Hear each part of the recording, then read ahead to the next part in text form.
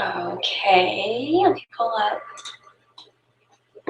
this chat session. This is the Don't Waste the Crumbs live Q&A webinar that we're covering real food topics and budgeting topics that are most important to you as part of a bundle from the Ultimate Homemaking Bundle 2015. So I'm going to do a couple administrative tasks real quick, and then we'll get started. If you guys don't mind, go ahead and leave your name in the chat bar to let everybody know who's here, and we'll get started in just a moment.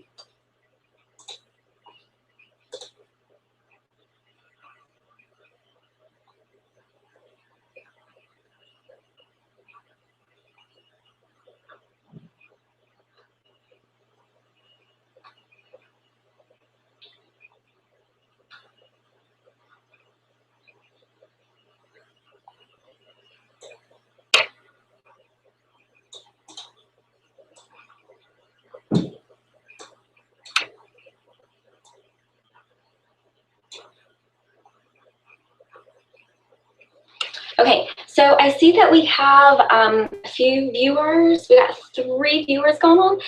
If you guys don't mind, could you leave a little something in the chat box so I know you can hear me and we're all good to go on the technical side, and then we'll jump in.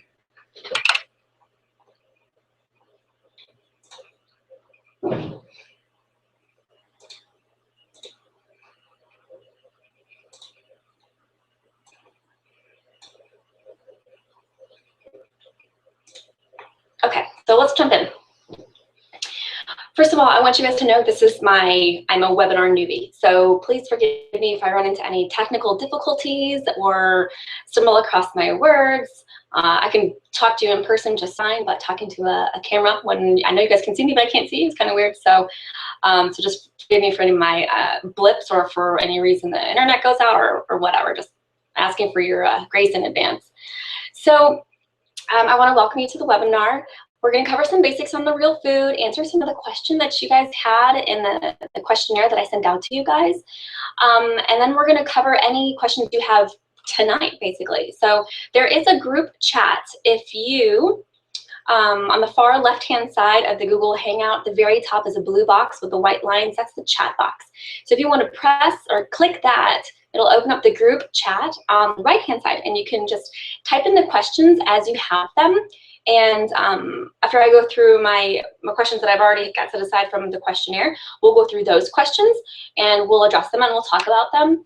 And I want this to be as informative as I can for you guys. It's here to benefit you. So whatever questions you have, there's no question too big or question too small or too personal. So feel free to ask away.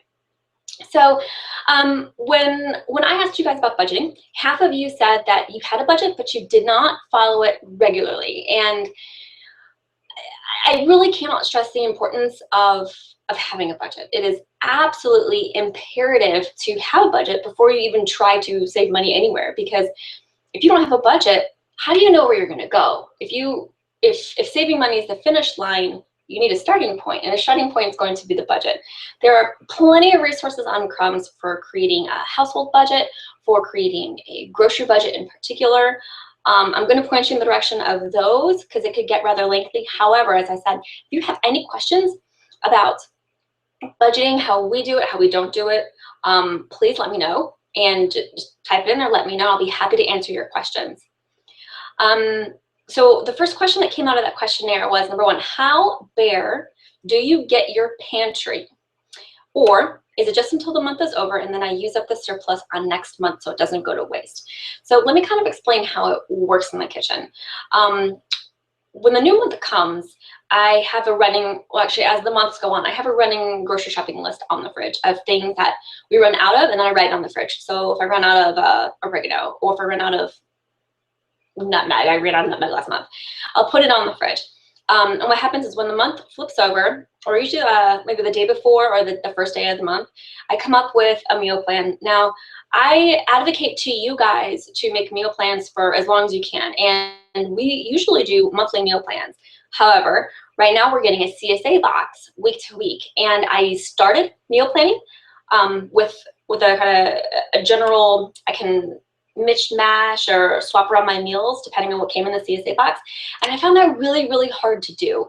So what I've been doing instead is the CSA box comes and I have very generic meals. So we'll have a pasta night, we'll have a rice night, we'll have a soup night, and we have a sandwich night. And I just kind of make whatever night it is, depending on how the family's feeling, what our activities are going on, if we're going to be outside or home and errands and such, based on what the CSA box gives us.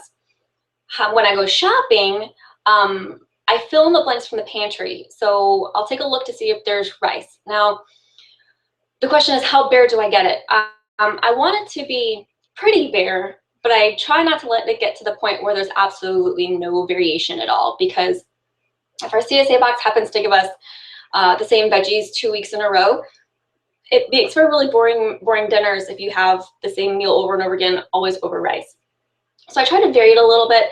I usually have on hand rice, pasta, and I know as of right now I have a little bit of barley and have a little bit of quinoa, which we're not huge fans of, so it's really hard to get it out of the kitchen. And I don't want to throw it away. So quinoa, I gotta come up with a recipe for that. But I let it to go pretty bare, just not to the point where we have absolutely nothing at all. And then I try to be particular when we replenish it. When I'm making my shopping list and before I actually go shopping, I take a look at what's on my list and compare it to what I have in the kitchen. And I do try to substitute whenever I possibly can. So if I write on my list, I need, what's a common one? Diced tomatoes, or actually whole peeled tomatoes is very common. We use that for our pizza sauce. If I have that written on the shopping list, but I have tons of diced tomatoes, I'll just swap them out and I'll make pizza sauce with the diced tomatoes. It's not that big of a deal. So little things like that, I try to use up what I have before spending more. But I like to keep a little bit of stock in the pantry or in the kitchen. So if company comes over, or like I just have a good friend who had a baby, so I want to make her a meal, or if we're cooking for my extended family and we're taking dinner over there. So I have enough to call upon when I need to call upon it.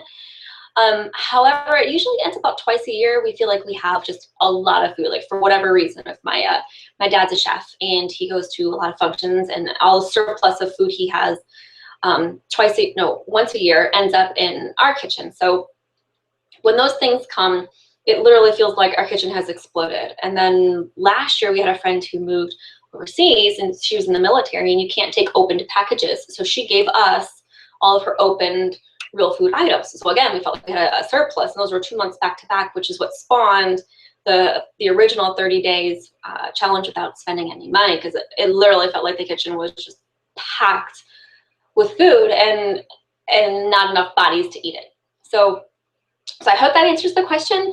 How bare do we let the pantry get? Bare enough where it's not overflowing, but still full enough where I could probably make 3 to 4 good meals with what I have on hand. And then beyond that, after maybe the 3-day mark or 4-day mark, you're gonna start getting into what I call weird meal territory. And that's just where nothing ever seems to match, and it's just kind of hodgepodge. And that's fine if you're on a pantry challenge. But for the month that we're not, I try to keep it. Most meals are normal looking. Question number 2, how to do real food when other family members aren't on board. So the best answer I have for you, honestly, is to lead by example. If they're coming to your house, then you just cook what you normally cook. And if you're going to their house and you're bringing something, then bring something you would normally bring. If you're at their house and there's food items that you wouldn't normally eat, so say for example, macaroni and cheese made with Velveeta, right? Way good, so not real food, right? And you know you're gonna pay for that one later, you're just not gonna feel good. I try to be gracious by eating what they serve me, but being more picky, choosy about the quantity. So I might not have very much macaroni and cheese at all, but I'll have more of the items that are more real food, if that makes sense. So if there's a vegetable on the table, I'll have a lot more of the vegetable, or I'll have a big salad before I start. And I try to kind of seek out the items that I'm pretty sure are not real food, like as I'm kind of grazing the table, or just kind of taking a look at the table before I put anything on my plate. So, you know, I mean, you don't want to be the person who puts a bunch on their plate and then you taste it and you're like, oh, that's gross, or that's not real food, I feel bad. You just make conscious decisions, be gracious, just lean towards the simple foods that you see on the table, and then you'll be fine. If the question was referring to, I don't think it was, but if the question was referring to how to handle the questions or the weird looks that you get when people are like, there's milk sitting out on your counter, don't you want to put that in the fridge? And well, no, I'm making kefir, that kind of needs to stay out. Or, you know, if you have to decline something because you're doing several hours of meal prep, and, you know, why can't you come with us today? I'm making chicken stock and I'm making yogurt and I've got a ton of greens to blanch. I've got to take care of some of these things.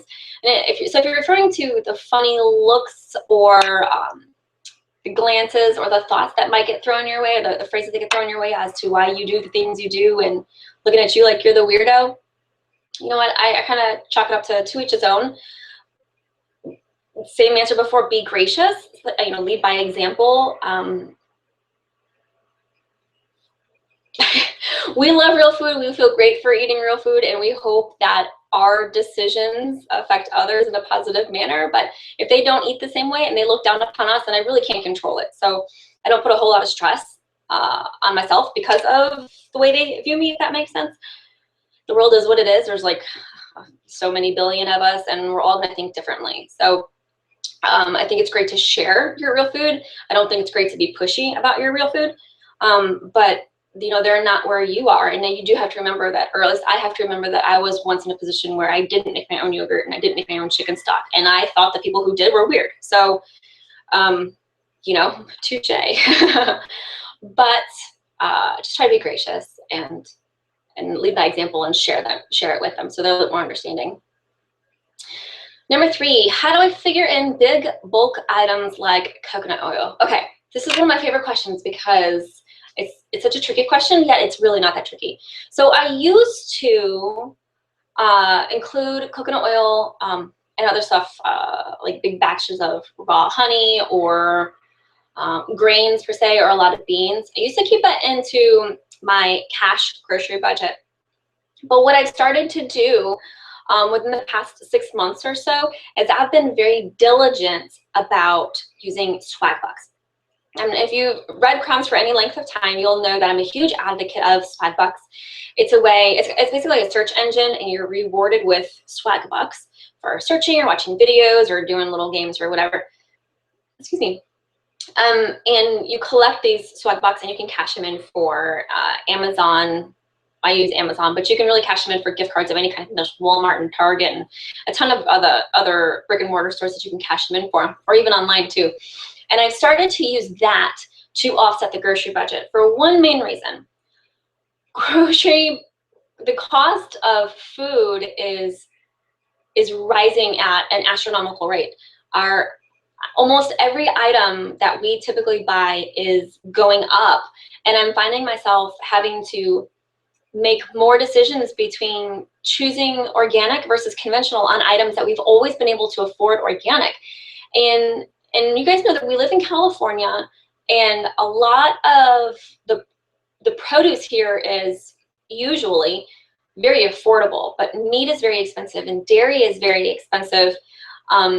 Eggs are incredibly expensive. I had to buy eggs last week and they were $5 for a dozen eggs. And I'm thinking, I thought this was supposed to be a cheap protein, and I'm paying $5 for a dozen eggs.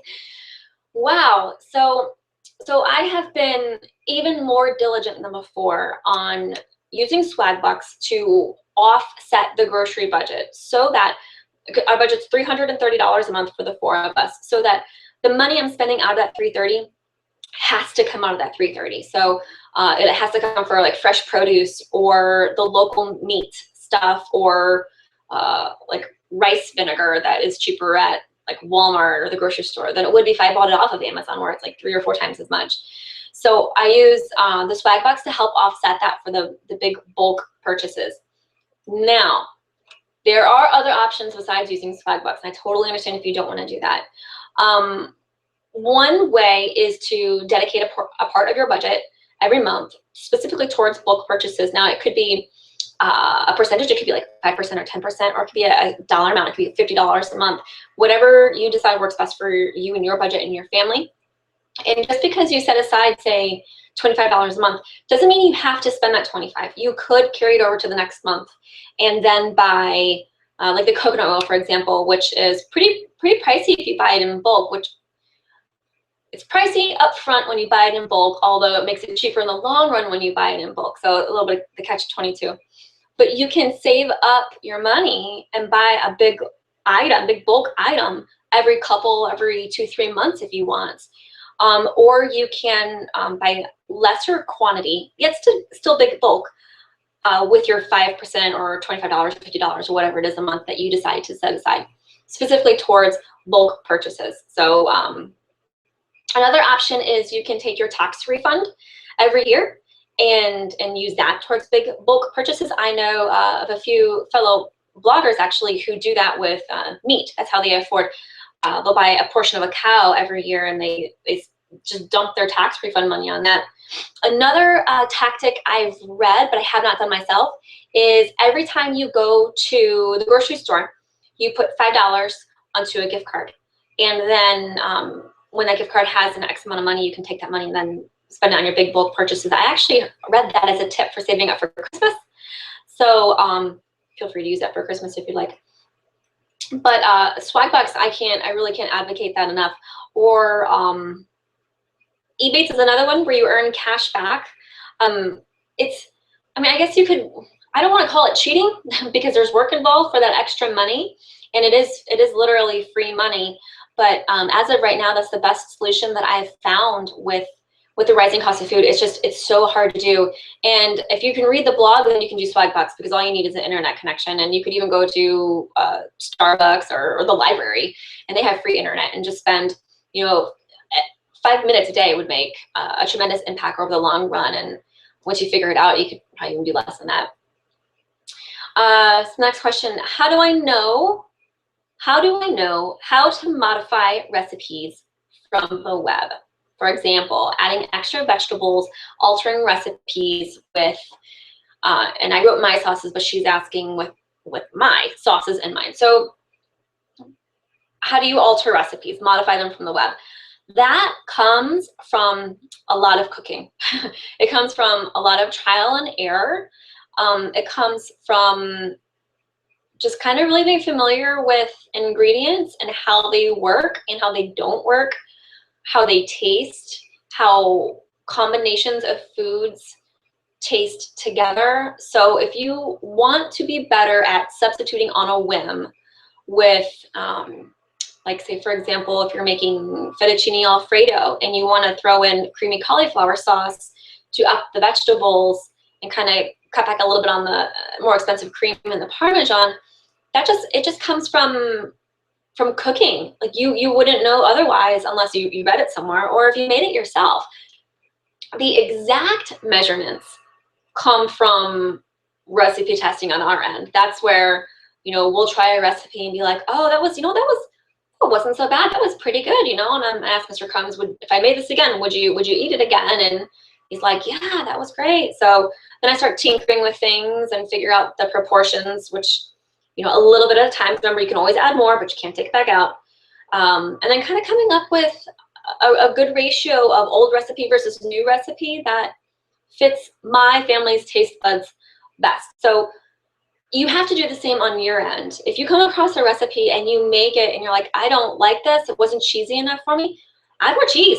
If you made it and it's like, oh, that was too cauliflower-y for me, or I didn't like the texture of that, then use less cauliflower or use more milk. Nothing is set in stone, and you're the one that has to eat it, not me or any other recipe developer out there. So feel free to modify recipes to best suit your family's needs. A lot of the times when you're substituting, if you think of what you are substituting, like what you're taking out, and the ingredients that make what you're taking out, it could be easier to determine what ingredients to put back in.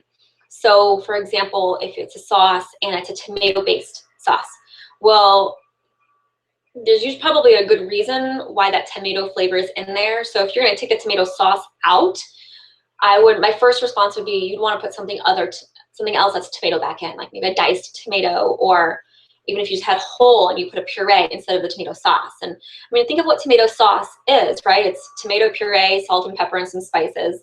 That's the most simple recipe. So if you have tomato of any kind and salt and pepper and some dried spices, you can pretty much make the swap for swap. And then you adjust the quantity based on the texture of the food, how much sauce you want, or if it says to make a half cup, and you put a half cup in. So that's the long answer. The short answer is it just comes with a lot of cooking. I've made plenty of bad meals, trust me. It doesn't, so don't think it's always successful because it's not. Next question, what can toddlers do to help in the kitchen? The secret mom answer, you know, besides stay out of the way. What can toddlers do? So bringing toddlers into the kitchen is kind of a tricky balancing act. Moms, you know that anytime you bring the kids into the kitchen, you can pretty much guarantee that it's going to take twice, if not longer, as long as it would if you did it yourself. And there's going to be 2 or more times the mess to clean up. So it depends on, one, what you're doing. If you're working with hot stuff, try to keep them occupied. I mean, in the kitchen is fine. Counting beans or pouring something solid from one container to another one. Like I wouldn't do rice because it's too small, but pasta shells, not spaghetti, but like macaroni or rotini or penne. Measuring from one to the other. Muffin tins, toddlers love muffin tins. Give them a few things where they can pick it up and help with their fine motor skills from one spot and tell them to fill the tins. As they get a little bit bigger, you could even put things like have them count into the muffin tins. So yeah, so hot stuff, bring them in, but keep them occupied on the floor so that, for safety reasons, you don't want them to get hurt.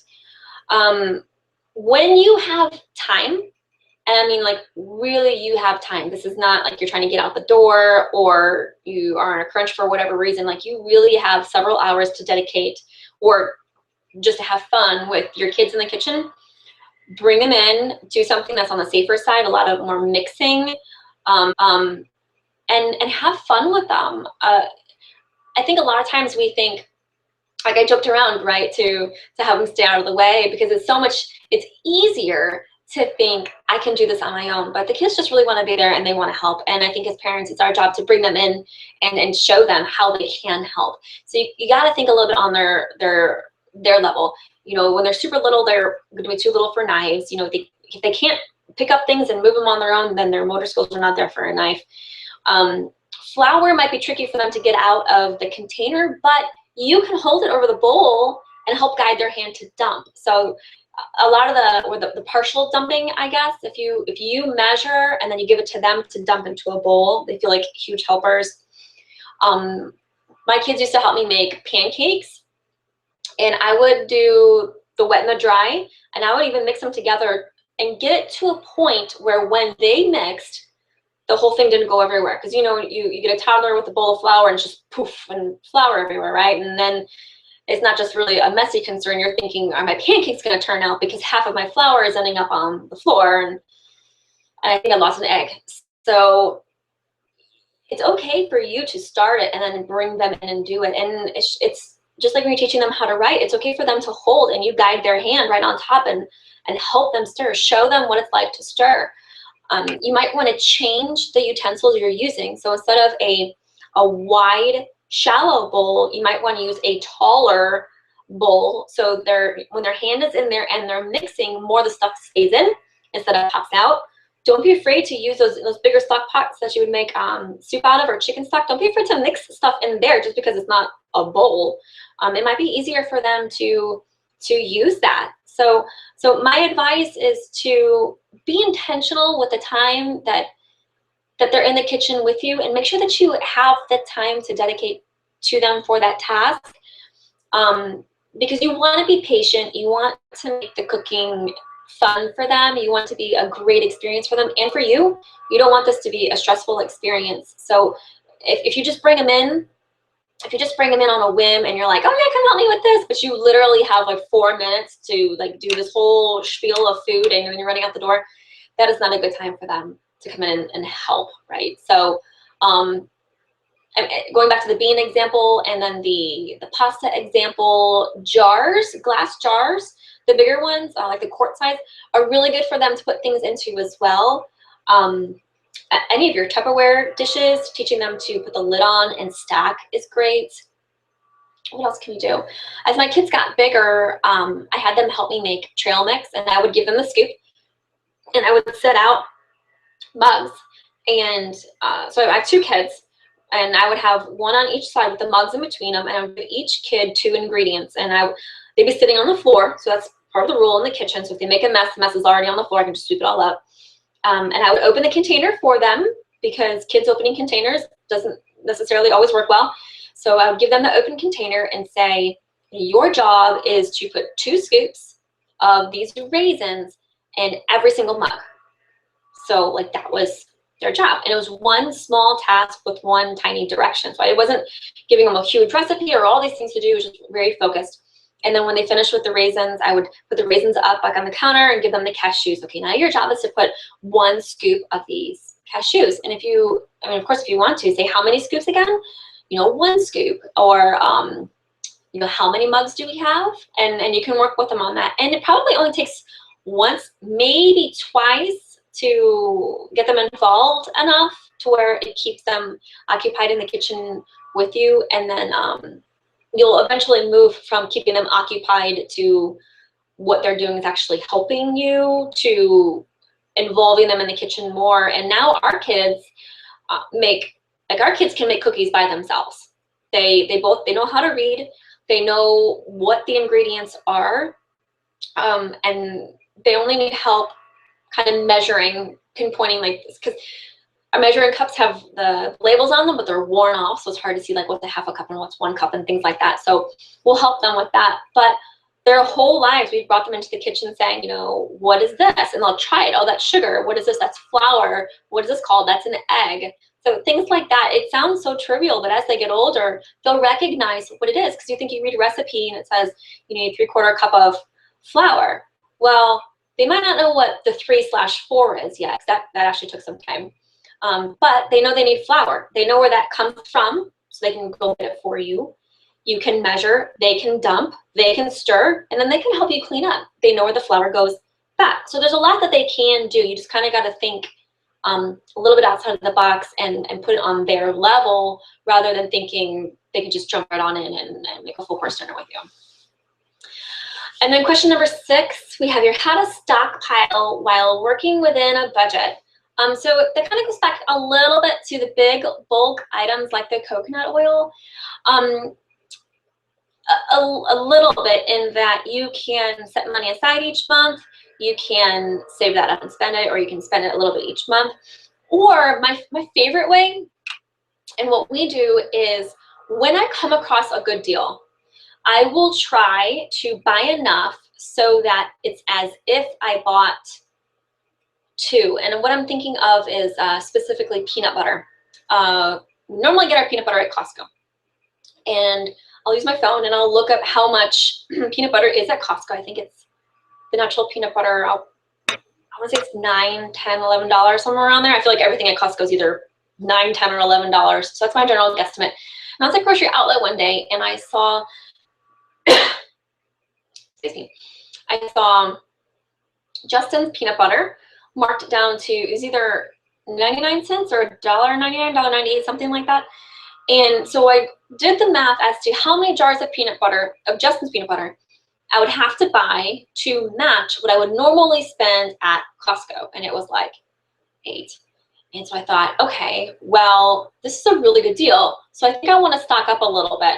And so then I bought like 2 or 3 extra. So it was enough basically to equal, because Costco comes in a 2-pack. So I bought enough extra to equal 1 jar of peanut butter. Kind of the same thing with tomatoes. And now each item will vary differently, because if I buy tomatoes in bulk at Costco, I'm getting 8 cans. And unless I'm getting like a crazy good deal on canned tomatoes, I'm not going to buy 8 extra tomatoes. But if I can find them for 50 cents or less, I'll probably get an extra, honestly, I'll probably get like 4. We go through a lot of tomatoes. I know that diced tomatoes can work in almost any recipe that calls for the whole or pureed or sauce.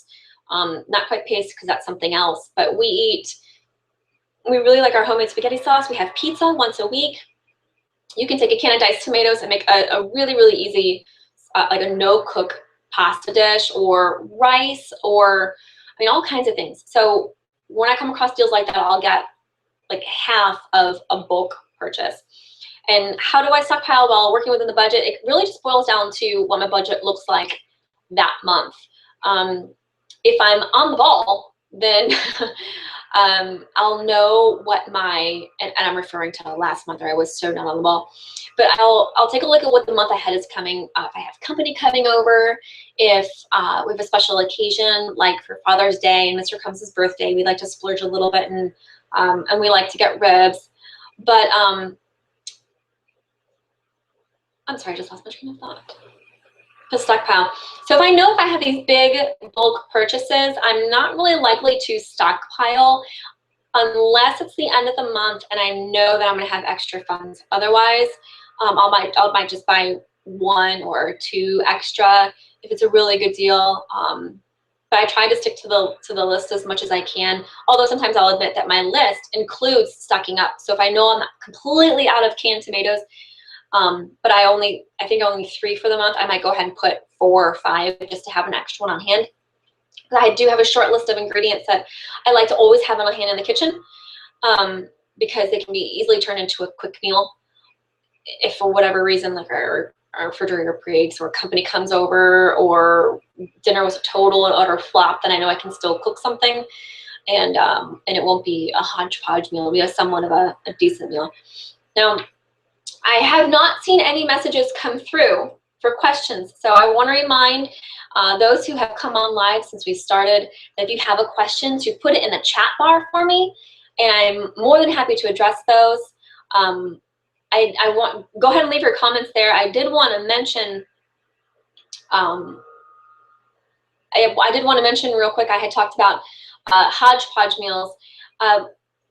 Being on the same page with your significant other, in case there's any men listening, is really, really, really helpful. It is really, really helpful. Last month in June, I went over the grocery budget and I almost blew it like on day 2. And I totally didn't even realize it.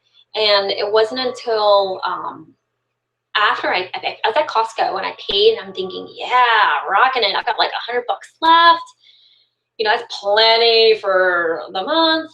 I'm good to go. And then like I'm walking out the door and I'm thinking, that can't be right, because I still have like all these weeks of CSA to pay for, and we're definitely gonna run out of milk, and you know, we're probably gonna need this, this, and this. Like, when I started thinking about the things that we're gonna need that month, I was like, oh my goodness gracious, did I really just blow the whole grocery budget on day 2? So when I got home, put everything away, I think it might have been the next day, and my husband, Mr. Crumbs, asked me something, and probably about cheese, but he asked me something, and I said, well, babe, here's the thing. I was completely honest. I went shopping, and I thought I did a really great job, and I completely forgot to take into account the CSA box when I went shopping. And being on the same page with him, just coming forth and telling him my screw up, and him knowing about that made the rest of the month way easier, because, well, one, like, you don't have that guilt of I totally hosed the grocery budget, and so now you family have to suffer with, you know, pasta and whatever hodgepodge meals we have. It was more of like a collective effort. So when he volunteers to cook dinner, he knows that he can't just make whatever he wants. The budget is limited. What we have in the house is what we have in the house. Like, when we get the CSA box, we always have a lot of fresh produce in the house, and unless we eat it, it's going to go bad.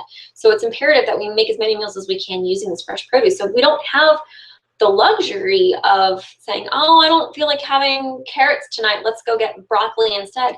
Well, no, because we have carrots, 1, and we paid for the carrots 2, and 3, we don't have the money to go get broccoli. So, but he wouldn't have known that unless I had told him.